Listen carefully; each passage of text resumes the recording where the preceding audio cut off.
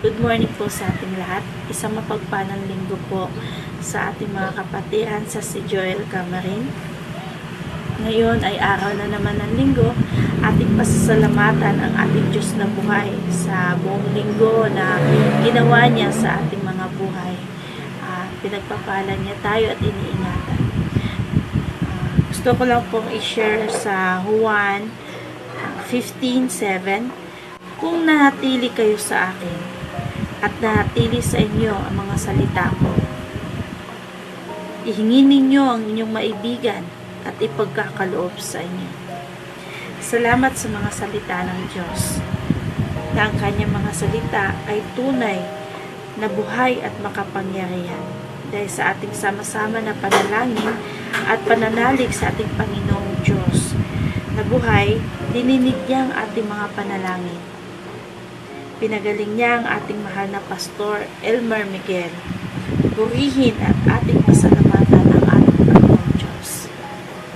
Salamat sa mga salita ng Diyos. Tunay nga na kapag tayo'y nanalig at ating isipin na ang Diyos ang magpapagaling sa lahat ng karamdaman, wala pong imposible sa Kanya. Akin pong babasahin sa awit 105, 107. Dapat na si Yahweh, itong Panginoon, ay pasalamatan. Ang kanyang ginawa sa lahat ng bansay dapat ipaalam. Siya ay purihin, suubin ng bawat ating papurihan. Ang kahangahangang mga gawa niya ay dapat na isaysay. Tayo ay magalak, yamang lahat tayo ay tunay na Kanya. Ang Kanyang pangalan, ang pangalang banal, napakadakila. Lahat ng may nais maglingkod kay Yahweh dapat na magsaya. Siya ay hanapin at ang Kanyang lakas ay siyang asahan. Siya ay hanapin upang mamalagi sa Kanyang harapan. Ating gunitain ang kahanga-hanga niyang mga gawa. Ang Kanyang paghatol, gayon din ang Kanyang ginawang himala. Ito'y nasaksihan ng mga alipin, anak ni Abraham, gayon din ng lahat na anak ni Jacob na kanyang hinirang. Ang Diyos na si Yahweh ay ang Panginoon, siya ang ating Diyos. Tayo po ay manalangin. Panginoong Diyos, maraming salamat, Panginoon, sa umagang ito. Panginoon, Ikaw ang aming pinapasalamatan. Dinadakila ka namin, Panginoon, sa aming mga buhay. Tunay nga, Panginoon, na kapag wala po kayo sa buhay namin, Panginoon, wala po kami magagawa, Panginoon Diyos. Ikaw lang po ang may kapangyarihan na magpagaling ng aming mga karamdaman, Panginoon Diyos. Maraming salamat, Panginoon, na hindi niyo kami pinapabayaan, hindi niyo po pinapahintulutan, Panginoon, na may mangyaring pahamakan sa bawat isa sa amin. Bagkus, Panginoon, patuloy niyo kami iniingatan at pinagpapala. Panginoong Diyos, naway sa umagang ito, Ikaw ang manguna sa amin at bigyan niyo kami ng kalakasan, Panginoon, sa bawat araw, Panginoon. Salamat, Panginoon, sa pagpapala niyo at pag-iingat sa bawat isa. Patawarin niyo kami sa aming mga pagkukulan at pagkakasalisay. Hinihiling po namin ang lahat ng ito sa pangalan ni Jesus. Amen. At ngayon ay ating pakinggan ang ating pasasalamat, isang bahagi ng ating pagsamba, ang ating pagpapasalamat at papuri sa ating Panginoong Diyos. Pamumunahan tayo ng ating music team. Isang pinagpalang umaga po sa ating lahat at muli tayo pong lahat ay sabay-sabay na naman mag-aalay ng papuri at pasasalamat sa ating Panginoon sa pamamagitan ng pag-awit. At tayo pong lahat ay basahin sa awit 100 verse 3-5. Sabi po rito, verse 3, O si Yahweh ay ating Diyos, ito'y dapat na malaman. Tayo'y Kanya, Kanyang lahat, tayong lahat na nilalang. Lahat tayo'y bayan niya, kabilang sa kanyang kawan. Pumasok sa kanyang templo na ang puso'y nagdiriwang, umaawit, nagpupuri sa loob ng dakong banal. Purihin ang ngalan niya at siya'y pasalamatan. Verse 5, napakabuti ni Yahweh, pag-ibig niya ay walang hanggan. Pag-ibig niya ay tunay, laging tapat kailanman. Tunay nga po na ang pag-ibig ng ating Panginoon ay walang hanggan, tunay at laging tapat kailanman. Sa nakaraang araw po, sa nakaraang linggo ang lumipas sa aming buhay, lalong-lalo na sa aming pamilya, ipinakita po ng ating Panginoon kung gaano siya kadakila at kung gaano siya kabuti sa aming mga buhay. At inaanyayahan ko po na ang bawat isa ay umawit ng may galak, ng may papuri sa ating Panginoon pagkat ang ating Panginoon ay napakabuti at laging tapat kailanman. Amen. Hallelujah.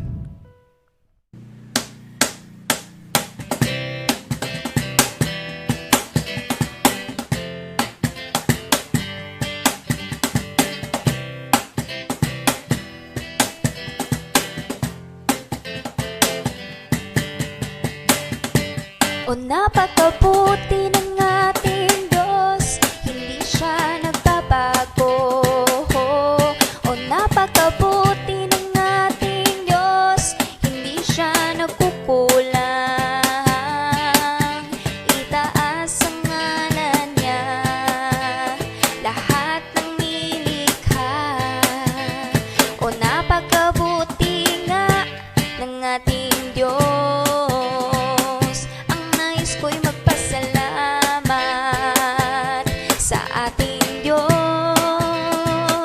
Ang nais ko ay magpuri, itaas ang ngalan ni Jesus. O napakabuti ng ating Diyos, hindi siya nagbabago.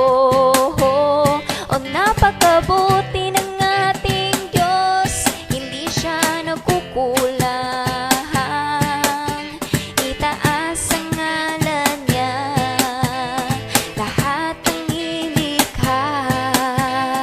O napakabuti nga ng ating Diyos. Ang nais ko'y magpasalamat sa ating Diyos. Ang nais ko'y magpuri, itaas ang ngalan ni Jesus. O napakabuti ng ating Diyos, hindi siya nagbabago. O napakabuti ng ating Diyos, hindi siya nagkukulang. Itaas ang ngalan niya, lahat ng nilikha. O napakabuti nga, napakabuti nga. O napakabuti nga ng ating Diyos.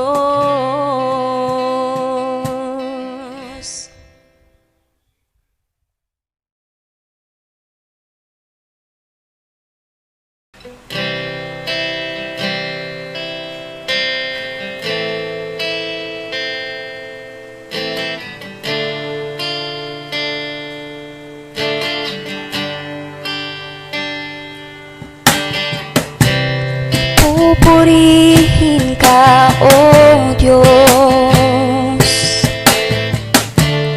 Ang aming alay pagsamba, kaluwalhatian, buong karangalan, kapangyarihan mo'y walang katulad. Ikaw ang tunay na Diyos.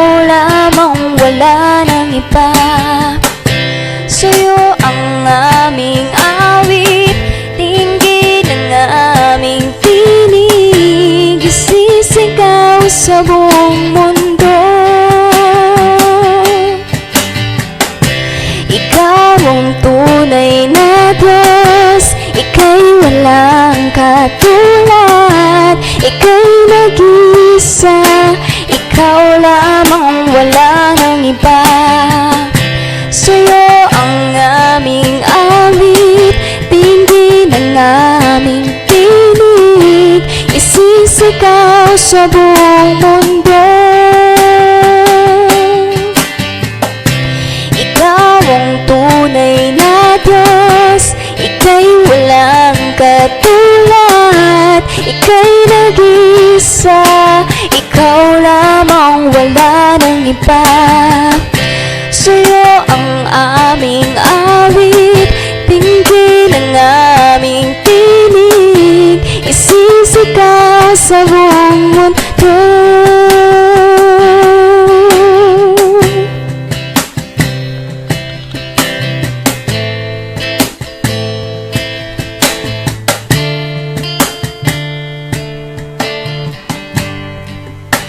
Kadakilaan mo. Sa Panginoon po ang lahat ng papuri at pasasalamat. Amen.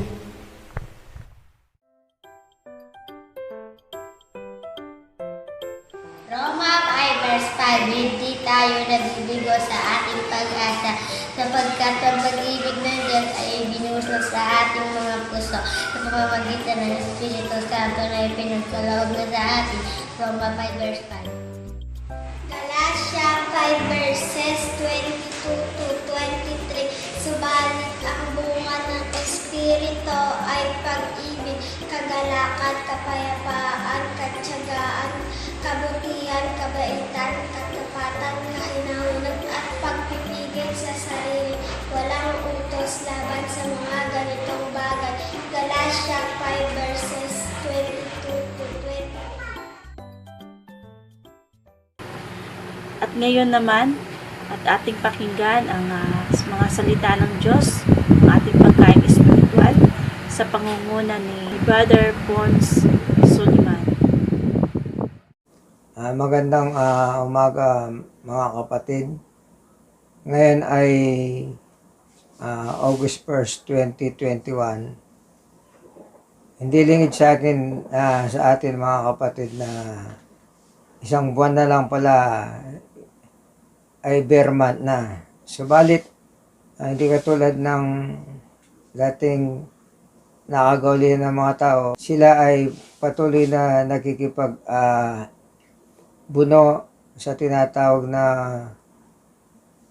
COVID-19 at ngayon ay nadagdagan pa ng Delta variant kung saan ay mas mabagsik pa kaysa sa original na COVID-19. Subalit still patuloy tayong magpupuri sa ating Panginoon at alam natin na itong mga bagay nito ay nangyayari. Nung ito man ay nangyayari ngayon, sabi nga sa Ecclesiastes, there is no new under the sun. Kung ano yung nangyayari noon, nangyayari din ngayon. Kaya tayo pong lahat ay patuloy na makipagnig sa Panginoon. Hindi lang po yung oras ng pananambahan, kahit online. Kailangan po araw-araw makipagnig tayo sa Panginoon at alam natin ang Panginoon ay may plano sa bawat isa sa atin at may plano rin kung bakit nangyayari ang mga bagay na ito. Kaya po mga kapatid, sa oras na ito ay pagsalusaluhan natin ang mensahe ng ating Panginoon. At kung meron kayong mga gadget o kaya sa inyong mga TV screen mga kapatid, sana bukas po kayo sa akin sa ang mga ngaral chapter 4 verse 9 to 12. Unang-una, ang title po ng ating pag-aaralan ngayon ay Maintaining a Fruitful Relationship and a Loving Church. kung paano po natin mapanatilihin ang ating pong malagong relasyon at ang pagmamahalan ng isang kongregasyon na sa kabila ng mga delubyo na nangyayari, ito ay isang utos na dapat tayo po bilang mga lingkod ng Diyos, hindi hadlang ang lahat ng mga bagay na ito upang hindi tayo magpag-iig sa ating Panginoon. Ika nga sa narinig nating mensahe, kung ang mananampalataya ay nananalangin, ang kaaway ng mga mananampalataya ay nananalangin din. So, ito po yung mga bagay na dapat nating mapanagumpayan. So, kung titingnan po natin sa ang mga ngaral chapter 4 verse 9 to 12, sinabi po sa verse 9, ang dalawa ay mabuti kaysa isa. Mas marami ang bunga ng anumang gagawin nila. Verse 10, kapag nabuwal ang isa, maitatayo siya ng kanyang kasama. Kawawa ang nag-iisa sapagkat walang tutulong sa kanya kapag siya ay nabuwal. Sa verse 11, kung malamig ang panahon, maaari silang magtabi sa higaan upang parehong mainitan. Ngunit, saan siya kukuha ng init kung nag-iisa siya? Sa verse 12, kung ang nag-iisa'y maaaring magtagumpay laban sa isa, lalo na ang dalawa. Ang lubid na may 3 pilipit na hibla ay higit, hindi agad malalagot. Purihin ang Panginoon sa kanyang pagbasa sa kanyang salita. Ngayon po, lahat po tayo ay panandalihang manalangin kahit nasa kanya-kanya kayong bahay. Sabay-sabay po tayong manalangin at namnamin ang presensya ng ating Panginoon. Amang banal na nasa langit, maraming salamat po Lord sa oras na ito. Bagamat hindi po kami magkakasama face by face, subalit alam namin ang iyong salita ay lumalaganap sa buong mundo. Kaya po Lord, ang mensahe na ito ay nawa ay tumimo sa aming mga puso at isipan, at kung saan, kung paano po namin mapanatili ang malagong relasyon at ang pagmamahalan ng bawat isa, lalong-lalo na Lord sa Christ Jesus our life kamarin. Hindi po hadlang ang kahirapan, hindi po hadlang yung kami po ay maghiwa-hiwalay, o hindi po hadlang na kami ay sa kasalukuyan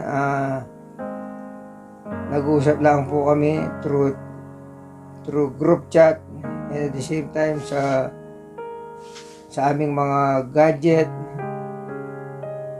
Pero hindi po hadlang upang kami po ay hindi magkasama-sama at ang aming relasyon ay mapapanatili na wagas, at ang aming relasyon ay mapapanatiling mabunga, at ang pagmamahalan namin Lord ay hindi maging hadlang kahit kami magkalayo-layo. Kaya maraming salamat po na Lord, ang aming pag-aaralan ngayon ay magsilbing karagdagang kaalaman kung paano po namin mapanagumpayan ang nangyayari dito sa mundo katulad po ng COVID-19 na to. Hindi po hadlang para mag-iba ang aming pong relasyon, kundi lalo pang titibay ang aming relasyon sa pamamagitan ng salot na hindi dinaranas namin ngayon, hindi lang po sa bansang Pilipinas, kundi sa iba't ibang panig ng mundo, Lord. Kaya po Lord ay maraming Salamat po. At nawa ang aming pag-aaralan ngayon ay ikaw ang patuloy na maging sentro at iyong lingkod mayroong itago mo sa iyong likuran upang ikaw ang patuloy na makita, O Lord. Ang lahat ng ito ay binabalik po namin sa iyo, may papurit pasasalamat sa tanging pangalan ng Jesus. Amen. Amen. Ngayon po ay dadako tayo sa ating pag-aaralan tungkol sa aklat ng mga ngaral. By the way po, hindi silingid sa iyong kalaman, ayon sa aking nabasa, ang mga ngaral ay sulat ni Solomon na anak po ni Haring David na hari ng Jerusalem. Ang Ecclesiastes po mga kapatid o mga ngaral ay salin sa Grego, yung tinatawag na Greek word sa salitang Hebreo, Kohelet, na siyang naging sagisag na panulat ng may akda. Galing din po ito mga kapatid sa parehong salitang ugat na kahal o sa Tagalog ay kapulungan. O tinatawag na kongregasyon na may isang tagapamahala at mga leaders. Yan po ang ating pag-aaralan, yan po ang ating mensahe sa oras na ito. Pinamagatan po natin ang ating pag-uusapan ngayon on how to maintain a fruitful relationship and a loving church. Maintaining a fruitful relationship and a loving church. Alam niyo po, dito sa mundo, iba't ibang klase ang uri ng tao mga kapatid. Siguro, dahil sa nakagisnan na kultura, relihiyon, katulad po ng iba-ibang sekta na makikita natin ngayon na sometimes partly kasama na rin po yung upbringing of some parents. May kinalaman din po dyan, kaya may lumalaking pasaway o di sumusunod sa mga anak. Nandyan po ang parents ay busy sa kanyang business, ang magulang ay walang inatupag kundi pagpapalago ng kanyang negosyo o kung nagtatrabaho man siya ay wala siyang ginawa kundi mag-OT or overtime para dumami ang kanyang kinikita. Pero hindi nila namamalayan kapatid. Sometimes may disadvantage rin po ang mga bagay na yan. Dahil ang mga anak ay dahil walang tinatawag na moral values, ang mga anak ay hindi sila nagabayan dahil sa kabisihan ng parents. Lumalaki silang pasaway yung iba. Siguro pwede nating sabihin na it's because of the advancement of technology mga kapatid.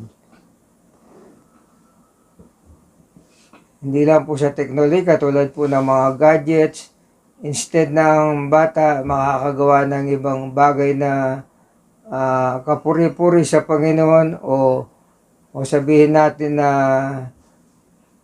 pwedeng pakinabangan sa household, church, gawaing bahay, palagi silang nakatutok sa kanilang gadget at nauubos ang kanilang time. Para sa doon, paminsan ng kanilang pag-aaral ay napapabayaan na. Pero tayo bilang tagasunod ni Kristo, mga kapatid, tayo mostly ang tinitingnan ng tao na nakapaikot sa atin.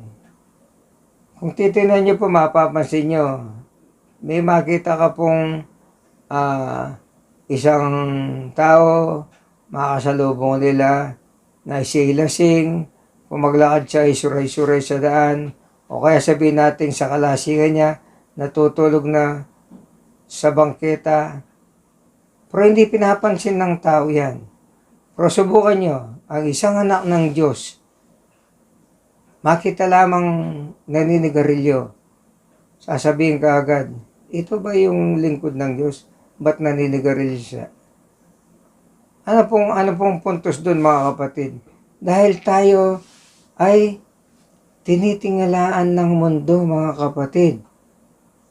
Tinitingnan ang bawat galaw natin dahil alam nila ang ating Diyos na buhay ay ang ating sinasamba, hindi yung mundong ito.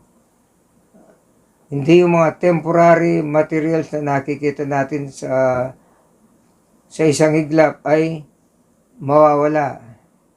So inaasahan nila na dapat tapat at mahusay tayong maging isang ehemplo sa magandang relasyon sa ating mga kapwa-tao. Hindi lang po sa ating church, mga kapatid, sa ating pong mga pamilya. Hindi lang po sa ating mga pamilya, kundi sa ating kapwa. Mananampalataya man o hindi mananampalataya. Kaya lang po, minsan nakakalungkot. Sometimes, there are many congregations, instead na ang lahat ng mga membro o yung iba ay paakyat, magiging matured, ang nangyayari, ang tendency po, mga kapatid, dahil walang tamang relasyon at pagmamahalan ang isang congregation, sometimes they fall to negative, mga kapatid. Di bali sana kung COVID-19 yan. Habang ang COVID-19 ay bumubulusok negatively, or sinabi natin lagi natin narinig sa balita, flattening the curve. So, ibig sabihin, gumaganda ang sitwasyon ng mundo at nagiging epektibo ang lahat ng ginagawa ng tao upang masugpo ang COVID-19. Pero kabaligtaran po sa spiritual life ng isang tao. Pag ang isang congregation, mga kapatid, ay ang tendency, ang mga spiritual life at ang maturity ng mga member ay paakyat, mas maganda po yun instead na pababa. Kaya yung pong pagkakaiba, kabaligtaran po ng tinatawag na salot na nangyayari dito sa atin. Dahil lahat po tayo, alam natin ay hindi perpekto, maging ikaw man ay isang pastor o sabihin natin ikaw ay isang leader sa kongregasyon. Once na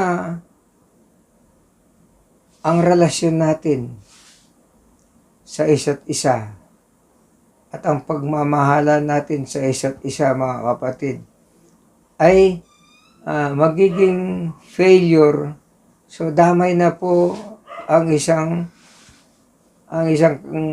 kongregasyon, mga kapatid. Kaya pansinin niyo po, when God created the earth, He created all things, pero napansin ng Panginoon, may kulang. Napansin niya, hindi mabuti ang nag-iisa. Dahil, sabi nga, no man is an island. Totoo po yun. Kung titingnan po natin sa dito sa ating mundo, alam niyo po siguro yung tinatawag na bayanihan. Hindi kaya pong buhatin ang isang buong bahay kung nag-iisa lang po siya para ilipat niya sa isang lugar kung saan niya gustong itirik. Pero kung habang dumadami po sila, mga kapatid, lalong gumagaan ang kanilang pasanin. Yung po yung tinatawag na ang kanilang relasyon, ang kanilang pagmamahalan ay nagiging lumalakas. Kaya po, nabubuhat nila yung mga bagay na hindi nila kayang buhatin, mga kapatid, kung sila lang po ay nag-iisa. Kung titingnan natin ang sinasabi sa Old Testament, sa aklat ng Genesis chapter 2 verse 18, ano pong sinasabi sa verse 18, mga kapatid? The Lord God said, "It is not good for man to be alone.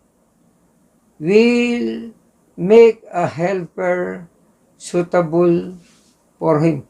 Kailangan po talaga siya ng katuwang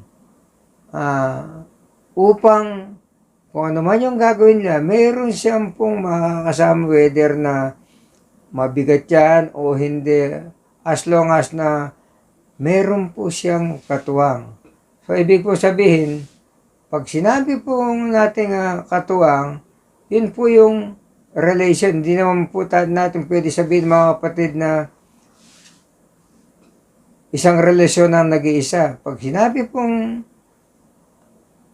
maganda ang isang relasyon, katulad ng isang congregation, ibig sabihin, it pertains to many, mga kapatid. Hindi po nag-iisa. So, sila po ay nagtutulungan. Kaya, sabi nga po sa Magandang Balita, Biblia, sa verse 18 ng Genesis, matapos gawin ang lahat ng ito, sinabi ng Panginoon Yahweh, hindi mabuti na mag-isa ang tao. Tingnan po natin hindi mabuti na mag-isa ang tao. Bibigyan ko siya ng isang angkop na makakasama at makakatulong. Di ba? Kailangan talagang merong isang dapat tayo pong lahat ay katulad po ng ginawa ng ating Panginoon, kailangan tayo po ay magsama-sama at magtutulong-tulungan upang ma-maintain po natin ang mabungang relasyon at pagmamahalan ng ating kapilya. Lalong-lalo na ang Christ Jesus Our Life Kamarin. Propurihin ng Panginoon na marami na akong bagay, marami ng patotoo na ang Christ Jesus Our Life Kamarin ay talagang sila po ay nakita ko na patotoo na sila po ay tulong-tulong. Kami po ay patuloy na nagkakaroon ng cooperation. Hindi lingid po sa inyo. Nung nagkasakit po ang ating butihing pastor, si Pastor Elmer, alam niyo po ba, without the knowledge of our pastors, alam po ng mga anak niya, ang buong congregation hindi malaman, nagtulong-tulong sa panalangin, nagpanalanginan sila upang ang ating pong pastor ay gumaling sa kanyang karamdaman. Kaya purihin ng Panginoon sa Christ Jesus Our Life Kamarin. Sinasabi rin po sa ang mga ngaral chapter 4 verse 9 to 10 sa Magandang Balita Biblia. Ang dalawa ay mabuti kaysa isa. Mas marami ang bunga ng anumang gagawin nila. Kapag nabuwal ang isa, may tatayo siya ng kanyang kasama. Kawawa ang nag-iisa sapagkat walang tutulong sa kanya kapag siya ay nabuwal. Mga kapatid, meron pong isang kwento. Isang kwento rin tayo, mistaken na sa isang mensahe na isa pong mag-asawa, sila po ay mga senior citizen na tuwing tumatawid po sila sa daan, sila po ay magholdingan, sila po ay naghahawakan, kahit na matanda na po sila, still nandun pa rin yung kanilang tinatawag na sanggang dikit, ika nga. Nung merong nako-confuse sa kanila, tinanong ang isang matanda, kung bakit sa edad yung yan, lolo at lola, kung bakit nandun pa rin yung holding hands pagtawid nyo sa kabila. Di ba ginagawa lang niya mga kapatid, yung mga nag-holding hands, yung mga bago lang, yung mga girlfriend o bago mag-asawa. Ay hindi po yun, sabi nga ng kami sa amin, kaya kami kahit may edad na, nag-holding hands pa kami dahil once na ang isa, dahil kami ay medyo mahina ng tuhod, medyo natumba, nandyan po ang isa upang alalayan niya. Kaya hindi po kami pwedeng maghiwalay. Ganun po ba? Sabi nga. So, ano po pwede nating makita, mga kapatid? Bilang isang church, patuloy lang po tayong mag-iibigan at magmamalasakitan sa isa't isa. Para ang ating relasyon ay palaging matatag. Maging ating relasyon sa pamilya, sa asawa, sa mga anak, ang kaibigan o kapitbahay. Kaya po, kung titingnan natin na dapat panatilihin natin ang pagmamahalan at ang tamang relasyon sa ating kapilya. So, meron po tayong mga 4 na puntos lang po to kung makatulong po sa atin na bilang mananampalataya ng ating Panginoon. To have a fruitful relationship and a loving church. Must-have or sabihin natin kailangan, yung point number 1, mayroon pong tunay na pag-iibigan para sa isa't isa, mga kapatid. Ano po sinasabi sa 1 John chapter 4 verse 7 to 8? Hango po yan sa Magandang Balita Biblia. Sinasabi po sa verse 7, mga minamahal, mag-ibigan tayo sapagkat mula sa Diyos ang pag-ibig.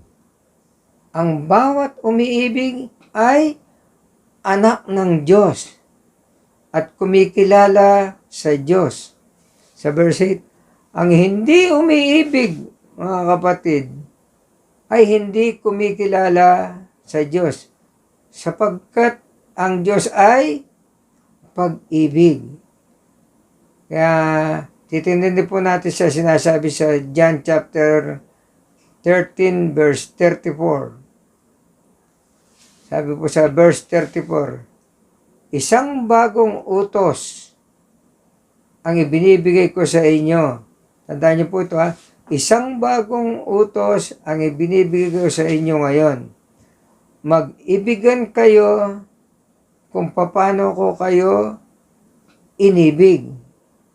Gayon naman, mag-ibigan kayo. Kailangan natin po yung palagi yung pagmamahalan dahil ang ating Panginoon ay kahit hindi tayo kaibig-ibig, mga kapatid, nauna niya tayong minahal. Hindi niya tayo pinabayaan at ang kanyang pagmamahal ay hindi nagtatangi. Kaya ganyan po nga rin Panginoon kung gaano niya tayo kamahal. Dapat ganin po tayo. Bilang lingkod ng Diyos, mga kapatid, sa iglesia, ang pag-iiban ang isa sa tunay na susi upang mapanatilihin magbubunga ang relasyon at lumalago at tumatagal ang magandang ugnayan sa isa't isa. So, tandaan niyo po pag sinabing po tunay, wala pong kinalaman dito tinatawag na plastic. Yun lang po talagang tunay o ibig sabihin na original. Iba sana kung ang plastic na yan ay urokan, okay na sana eh. Pero hindi po rin po mga kapatid. Kaya to maintain a fruitful relationship in a loving church, kaya yung unang puntos natin na dapat may tunay na pag-iibigan para sa isa't isa. At ang pangalawang puntos natin, dapat may tunay na kapakumbabaan at pagpapatawaran sa isa't isa. So, whatever the situation mga kapatid, kailangan nandun yung tinatawag na humbleness at ang pagpapatawad ng bawat isa. Dahil alam natin na nobody is perfect. Lahat po tayo ay nagkasala. Palagi po nila sinasabi, pwede kang hindi magpatawad. Kung masasabi mo sa iyong sarili na hindi ka magkakasala, kailanman. Yung pangalang perfecto na nga ang pangalan niya, pero hindi niya perfect ang kanyang ugali, ang kanyang ginagawa. Tayo pa kaya, mga kapatid? So, let us put God, kahit anong relasyon, whether negative or positive. Ano po sinasabi ng Biblia sa Santiago chapter 4 verse 10? Magpakumbaba kayo sa harapan ng Panginoon at itataas niya kayo. So, ano po pwede natin makita rito mga kapatid? Nais ng Diyos na magkaroon tayo ng malalim na relasyon o kaugnayan. Dahil pag sinabi pong pagpapakumbaba, para sa Panginoon po yun. Dahil kailanman ang kaaway ng Diyos hindi marunong magpakumbabayan. Nandiyan yung pride palagi. Yun po yun. Kaya sinabi ng Panginoon magpakumbaba kayo sa harapan ng Panginoon at itataas niya kayo. Kaya kung titingnan natin naalala ko nung sinasabi ni Vice President Leni Robredo at that time, if I'm not mistaken, kung siya ay magiging Vice President o anumang pwede niyang ma-attain doon, gusto niyang maabutin ang laylayan ng lipunan. Ibig sabihin, yung nasa baba ang kayang asikasuhin. Ibig sabihin na hindi siya interesado yung mga nasa taas. Kaya mga kapatid, dapat tayo po para makarating tayo sa kaharian ng Panginoon, nandun yung kapakumbabaan mga kapatid. So sinasabi rin po sa Lucas chapter 17 verse 3 to 4. Ito po, tingnan niyo po Kaya't mag-ingat kayo kung magkakasala sa iyo ang kapatid mo, pagsabihan mo. At kung siya'y magsisi, patawarin mo. Sa verse 4, kung 7 ulit siyang magkakasala sa iyo sa maghapon at 7 ulit ding lumapit sa iyo, ay sasabihin niya, nagsisisi ako. Kailangan patawarin mo siya. So, nandun po yung pagpapatawad. Ibig po sabihin, kahit ilang beses siya nagkasala, kung ilang beses siya nagkasala, dapat ganun din, ilang beses po rin tayong magpapatawad. Dahil ang Panginoon ay ah, lahat ng kasalanan natin ay pinatawad niya. Kaya nga, pinatawad niya tayo kahit hindi tayo karapat-dapat na patawarin. Pero ganyan ang pag-ibig ng ating Panginoon sa atin. So kung makikita natin sa sulat ni Pablo sa mga taga-Efeso, chapter 4, verse 32. Sabi nga po sa verse 32, sa halip, maging mabait kayo at maawain. Magpatawad kayo sa isa't isa tulad ng pagpapatawad sa iyo ng Diyos dahil kay Kristo. Di ba? Nandun po yung kapatawaran, nandun po yung pangunawa, nandun po yung kabaitan. Dahil magagawa lang po natin yun dahil una na tayong pinatawad ng ating Panginoong Yesu Kristo. To maintain a fruitful relationship and a loving church, mga kapatid,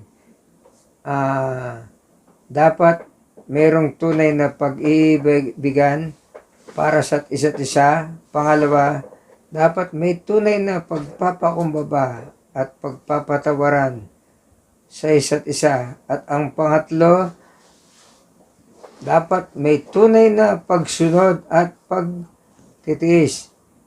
Sabi niya, as a believer of Christ, bilang isang mananampalataya, mga kapatid, at miyembro ng kongreso, lalo-lalo na sa ating iglesia, para sa kalalago ng ating spiritual life, mga kapatid, kailangan may kalakip na pagsunod at pagtitiis o tinatawag na sakripisyo.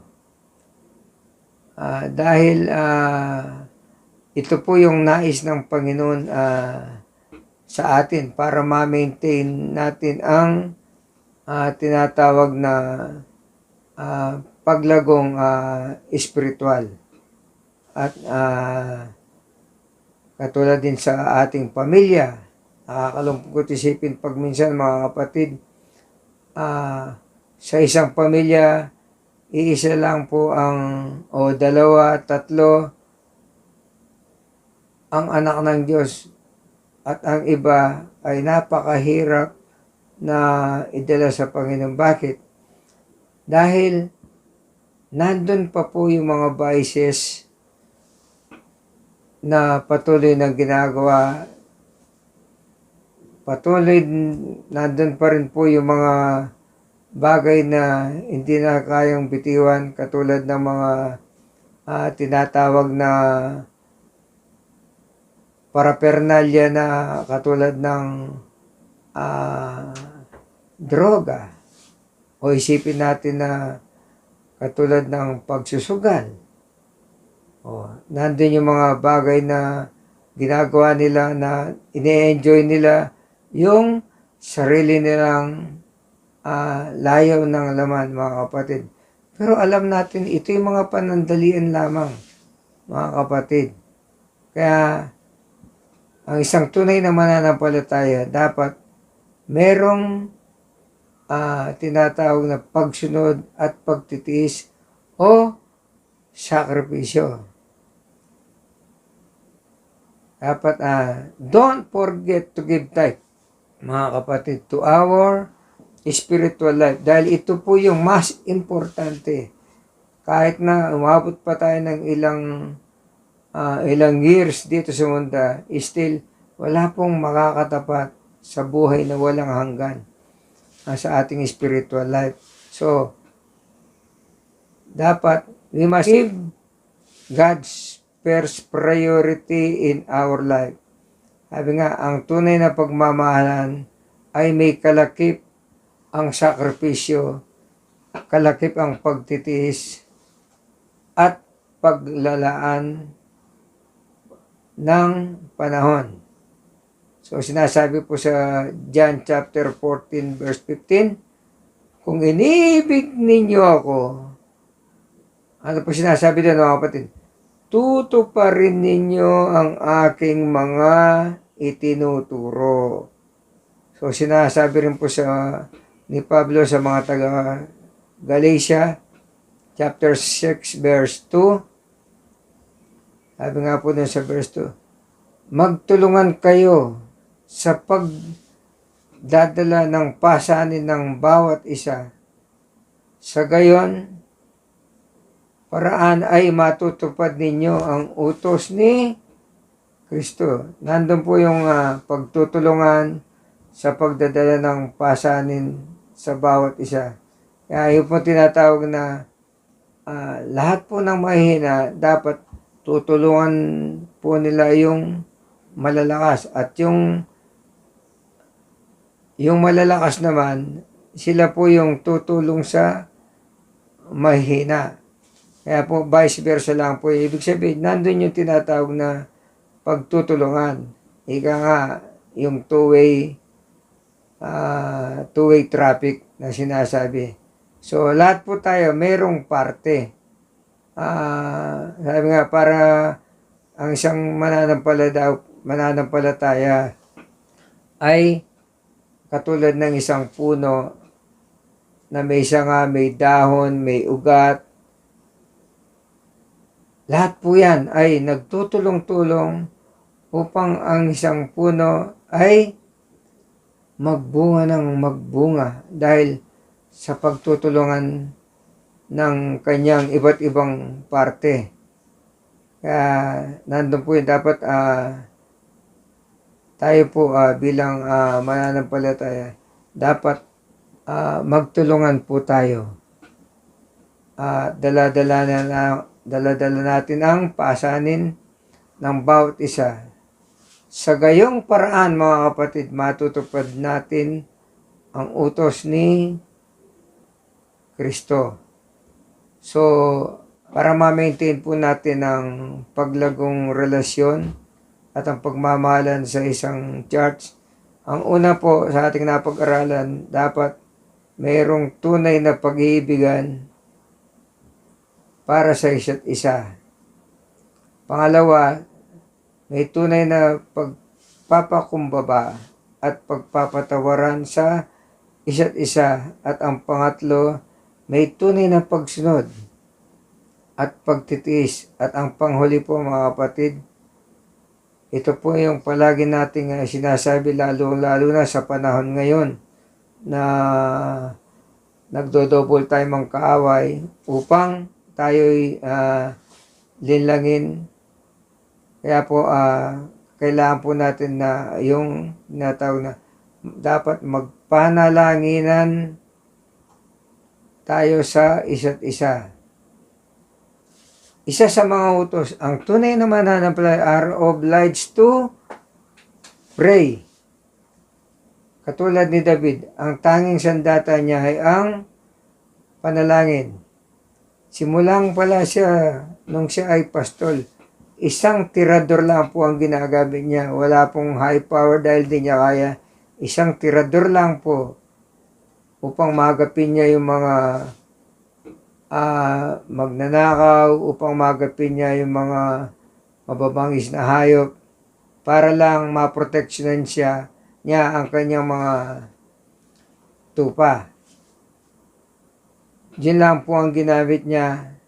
Simula po siya ay naging pastol. Nag-rely lang po siya, mga kapatid, sa kapangyarihan ng Panginoon dahil sa kanyang pananampalataya. Kung mapapansin po natin na katulad ng mga atleta, hindi lang po ngayon at noon, ang isa pong atleta ay hindi po sasabak sa kanya-kanyang larangan kung ano yung master niya, katulad ng boxing, katulad ng weightlifting, katulad po ni Heidelin Diaz, hindi po niya makakamit ang isang gold sa Olympic kung wala po yung tinatawag na puspusang training. Siyempre, kasama na rin po yung panalangin. Kaya, napanatili niyang malakas at matatag ang kanyang karir. Ngayon po nakita niyo naman, isa lang po ang kanyang patotoo nung siya in-interview. Paano mo na ako nasungkit ang gold na yan? Isa lang po, kung ako lang po, hindi ko kayang masungkit-sungkit yan dahil kinlem ko sa Panginoon to at pinagpaguran ko, pinanalangin ko. So, ngayon, binigay niya sa akin dahil hindi naman para sa akin lahat. Nandun yung puspusan panalangin at kasama rin po na nananalangin ang bansa niya, ang mga kapatid. So, yun po, sila tulong-tulong sa panalangin. Kaya tayo po mga kapatid, para mapanatili nating malakas at matatag ang ating relasyon, matututo tayong magpanalanginan sa isa't isa mga kapatid. Sinasabi po sa Mateo chapter 26, verse 40 to 41, sabi po sa verse 40, nagbalik siya, si Jesus, at dinatnan niyang natutulog ang 3 alagad. Sinabi niya kay Pedro, talaga bang hindi kayo makapagpuyat na kasama ako kahit 1 oras man lang? Ano po sinasabi sa verse 41? Magbantay kayo at manalangin upang huwag kayong madaig ng tukso. Ang espiritu ay nakahanda, ngunit ang laman ay mahina. So, pag minsan mapapansin natin na kung tayo ay nagtatrabaho, pagdating po natin sa bahay, hindi na tayo matutong manalangin dahil pagod na po tayo. At gayon po sa mga mahihilig sa gadget, mga kapatid, mas marami pa yung oras nila sa mga gadget, sa mga iba-ibang paraphernalia tungkol sa electronics. Kaya hindi na po sila natutong manalangin dahil yung oras nila napunta na po sa technology. Kaya sinasabi sa 1 Thessalonians chapter 5 verse 17, manalangin ng walang patid. Pray without ceasing. Sabi nga po, sa ating mensahe ni Pastor Elmer, let us all pray at all times. Let us all pray for each other. Let us all draw near in the presence of our Lord through prayers. Kapatid, sa ating pong pagtatapos, ang mundo ay pasama ng pasama. The world is getting worse every day. Kaya mga kapatid, panatilihin nating matatag ang ating relasyon at pagmamahalan sa isa't isa. Ang pag-ibig ay dapat manatili sa isa't isa. Hindi lang po yun, nandun po yung pagpapakumbaba at nandun po yung pagpapatawaran ay dapat manatili sa isa't isa. At nandun po yung tunay na pagsunod. At ang panghuli po, dapat tayo manalangin ng walang patid. We have to pray without ceasing, mga kapatid. Purihin ang Panginoon sa kanyang mensahe. God bless us all. Tayo pong lahat ay manalangin. Amang banal na nasa langit, ikaw ang lumalang ng langit at lupa. Alam namin na ikaw ang Diyos na buhay na dapat naming sambahin sa espiritu at katotohanan. Sa aming mensahe ngayon, Lord, kami po ay patuloy na nagpapasalamat at naging karagdagan sa kaalaman kung paano namin na mapanatiling malusog at kung paano namin mapanatilihan na successful at kung paano po natin na mapanatilihin na malago ang aming relasyon sa isa't isa at kung paano po namin na mapanatili ang pagmamahala namin sa isa't isa bilang isang kapilya, lalong-lalo na sa Christ Jesus our life, Kamarin. Kaya po Lord, kami patuloy na nagpapasalamat sa aming mga membro, sa aming mga leaders, sa aming mga pastors, sa aming mga kaibigan na alam namin walang imposible sa iyo, Lord, sa panalangin, O Lord. Kaya po Lord, ang lahat to ibinabalik po namin sa iyo na may papurit pasasalamat sa tanging pangalan ni Jesus. Amen. Amen.